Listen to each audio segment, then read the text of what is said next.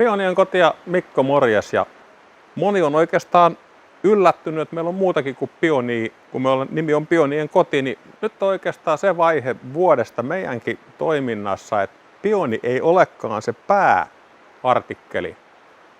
Se on tällä hetkellä kesäkukkaset, yrtit, tomaatintaimet, kurkut, kurpitsat, amppelit. Mennään kattelemaan, lähdetään vähän kiertelemään, katsotaan mitä meillä on täällä.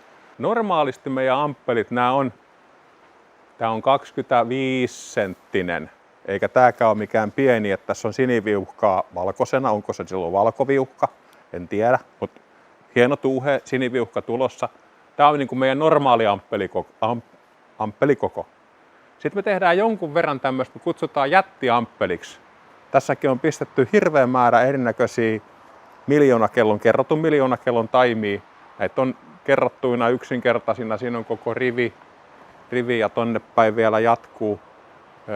Nämä on varmaan 2,7 senttisessä, vähän isommassa. Oikein kiva sitten, kun on sotkettu eri lajeja. Tuossa oli niinku pelkkää miljoonakelloa eli petuniaa, mutta tässä on sitten huovinkukkaa, rautayrttiä, vähän petuniaa täällä. Näistä tulee aika upeita ja tuuheita.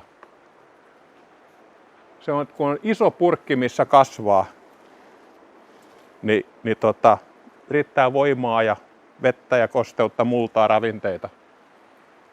Täytyy sanoa, että itsekin hämmästelen, kuinka hyvää pelargoonia olen taas onnistunut kasvattamaan. Kukka-amppeli tommoseen vähän varjosampaan paikkaan, niin begonia-amppelit. Nämä onko tämä nyt sitten begonia, en muista mikä se on. Ihmiset puhuu Karjalan neidosta, vaikkei tämä ole vanha alkuperäinen Karjalan neito, mutta Karjalan neidosta puhutaan nämä begonia-amppelit. Ja näitä värejä on sitten kaiken näköisiä. Itse tykkään, että kotona silleen pohjoisen puoleiselle kuistille niin tosi hyvin pärjää. Pahteeseen ei saa edes viedä näitä begonia-amppeleita, mutta on erinäköisiä vaaleita, kellertäviä, valkoisia, oranssia. Jos on hämärä paikka, niin tää keltainen, pikkasen hämärässä paikassa tää keltainen begonia, niin tää loistaa, tää on hieno, mä tykkään. Oikein hauska kasvi, itse tykkään. Kirjotulikruunu, vaihtaa upeasti väriään tää kukkane, että se aukeaa oranssina ja muuttuu keltaiseksi ja ne värisävyt on niinku kauhea kirjo siinä. Jos näitä samettikukkasia tammikuussa kävisi tarjoamassa peuroille, varmasti syötäisi. Mutta tällä hetkellä luonnossa on kaikkea hyvää. Siellä pellot vihertää ja mustikanvarvuissa on lehdet ja niin poispäin. Koko maailma on täynnä hyvää syötävää. Miksi syödä jotain pahalta maistuvaa? Samettikukka pitää suosionsa, varsinkin täällä seudulla, missä peurat, kaurit ovat ongelma. Mustasilmä Susanna, siitä löytyy erinäköisiä värejä, keltaista ja nämä menee sitten koko aika naimisiin keskenään. Ja jos hyvin jaksaa kastella ja lannottaa, niin monta metriä mennään kesässä, tehdään tuuheta puskaa. Käynnöstä siis tarkoitan. Johonkin säleikköön, muutama tommonen kasvamaan. Ja näitä miljoonakelloja, näitä on tosiaan ihan aivan älytön määrä. On yksinkertaista ja on kerrottua ja värikirjo on ihan posketon. Kaiken näköisiä. Tää on oikeastaan aika hauska tämmönen. En mä oikein osaa sanoa, minkä värinen tää on. Mutta se on hauska. Yksi kiva kasvi silleen sitten aika kuumaa ja kuivaankin. Niin neilikat. Kiitettävän hyvin tuli taas onnistuttua näiden neilikoiden kanssa. Hiukan jos jaksaa nyppiä, niin kukkii tosi hyvin kyllä. Voidaan sanoa, että koko kesän. Tamppelipetuniat, surffiiniat, ne on taas ihan hurjan kokoisia. Kausi on ollut aika kylmä, kostee. Loppujen lopuksi kauppa on lähtenyt aika huonosti käymään. Tavallaan kyllä se sieltä rupeaa se kauppa käymään, mutta ilma on ollut aika kylmää ja kostea ja huomaa hyvin, että tulee tämmöistä kosteuden aiheuttamaa pientä vaurioa. Tarvitsisi siistiä nämä nyppit, tämmöiset rumat kukkaset täältä pois, niin hän olisi hetken päästä taas tosi kaunis. Tai on se nyttenkin nätti. Täällä huoneessa olevista kesäkukkasista, niin 90% kasvatetaan itse. On muutamia semmoisia tuotteita, joita on yritetty, ne on vähän vaikea ja meillä ei kumminkaan tila riitä kaikkeen. Et ihan tavallinen pikkainen petunia. Niin tän yksi kaveri mulle viljelee, hän osaa tämän homman paremmin. Se on taiteen lajinsa tiettyjen kukkasten viljely. Mutta niin, petuniaa, mukulapegoniaa, uudenkinea liisaa, niin tässä on hiukan siis semmoisia kasveja, jotka meille tulee jostain muualta.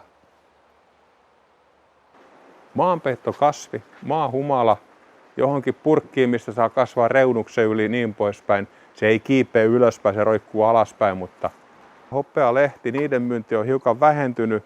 Tässä on oikein hauska kasvi, hän on hiekkamaruna. Ja hyvä tämmönen matala, levittyy sivusuuntaan, ei kauheasti ylöspäin, valtaa alaa. Tosi hyvä toi lisukkeeksi ihan sellaisenaan. Vaikka haudalle yksi tämmönen niin kuin muiden kukkasten lisäksi toki, niin se peittää sitä alaa semmoisella hopeisella kasvustollaan. Tilanne on se, että meillä on vain yksi kasvihuone, missä me viljellään kukkasia, niin täällä on silloin lämpötila ja kosteus on niin kuin sama kaikille kasveille.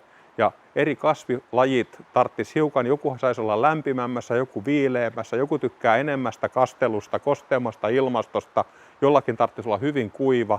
Niin me ei kaikkea vaan voida itse viljellä. Marketta on semmoinen, että joskus 20 vuotta sitten olen koittanut viljellä markettaa, en saanut hyvälaatuista. Että se on sieltä samalta kaverilta kuin toi petunia, niin samalta kaverilta tulee marketta ja hän osaa sen viljellä.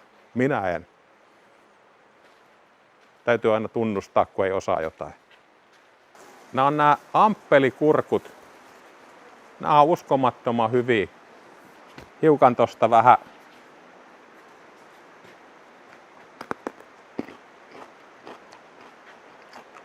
Narskuuko hyvin? Nämä on ihan hyviä. Nämä on hyviä. Ai että. Vähän liian isoksi päässyt tääkin kurkku, että jonkun olisi pitänyt tulla ostaa tuo amppeli jo aikaisemmin. Mutta amppelitomaatti rupeaa tekemään jo raakileita. Oikein hyvä Tumbler-niminen lajike. Ja näitä on myös näitä kurkkuamppeleita, mutta ihan tavallista yrttiä. Että siellä on ruohosipulia, persilliä, rosmariinia, ruukkutomaatti. Meillä on keltaista ja punaista, mutta ei kasva kauhean korkeaksi. No joo, tommoseksi tulee tuuhettua, ei poisteta varkaita. Ei se sadonmäärä mikään kauhea ole, mutta parvekkeille, patioille, pihalle, ruukkuihin, niin poispäin. Oikein hyvää tomaattia tekee, tosi hyvää semmoista vähän kirsikkatomaattia isompaa. Näistä tulee hienoja kasveja kesän mittaan. Kuvernöörin kukka, mutta käytetään myös termiä valkosipuliyrtti. Lehdet maistuu valkosipulille. Ja ai että, jos haluaa tehdä jotain fine diningia ja teet jonkun salaattiannoksen, ruoka-annoksen ja pistät tämmöisiä siihen koristeeksi. Nämä on hyviä. Jos valkosipulista tykkää, niin nämä on hyviä. Erinäköisiä minttuja. Suklaaminttu, oikein hyvä. Maistuu suklaalle, sieltä tulee semmoinen häivähdys. Mansikkaminttu, siellä on häivähdys, mansikan hajuu, myöskin makua. Ja mun oma suosikki näissä on tää mustaherukkaminttu. Ja tää on ihan oikeasti, kun täältä ottaa tämmöisen pienen lehden ja pistää suuhun ja mussuttaa, niin sieltä tulee mustaherukan maku. Yksi semmoinen hauska, sekä koristeellinen että hyödyllinen, niin on amppelimansikka tai mansikka amppelissa. Täällä kukitaan. Täällä on raakileita, vihreitä raakileita. Täällä on myös punaisia mansikoita. Jatkuvasatoinen mansikka. Lajikennimi olisi Mara de Bois. Ihan hyvä. Täällä on muistaakseni 3 tai 4 tainta per amppeli. Mansikkahan leviää rönsyillä, kasvaa rönsyillä. Tänne nämä tekee rönsytaimia. Jos tästä ottaisi nyt taimia, niin täällä on pienet juuret. Mutta se tekee myös semmoisen liikkeen, että näissä ei ole vielä missään. Mutta se kasvattaa näitä rönsytaimia täällä isommaksi. Sitten se rupeaa kukkimaan näistä rönsytaimista. Tästä tulee kukkasia. Ja sitten tekee myös marjoja tähän. Täällä roikkuu marjoja täällä alhaallakin sitten. Ne on pikkulasten suosikkeja. Ne on sen verran korkealle, ettei ne ylety täältä. Että sitten mä yltään, mä saan syödä niitä.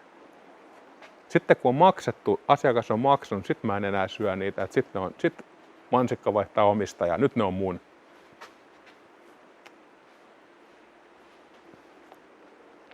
Nämä täytyy syödä ennen kuin nämä on ylikypsiä, muutenhan ne menee hukkaan.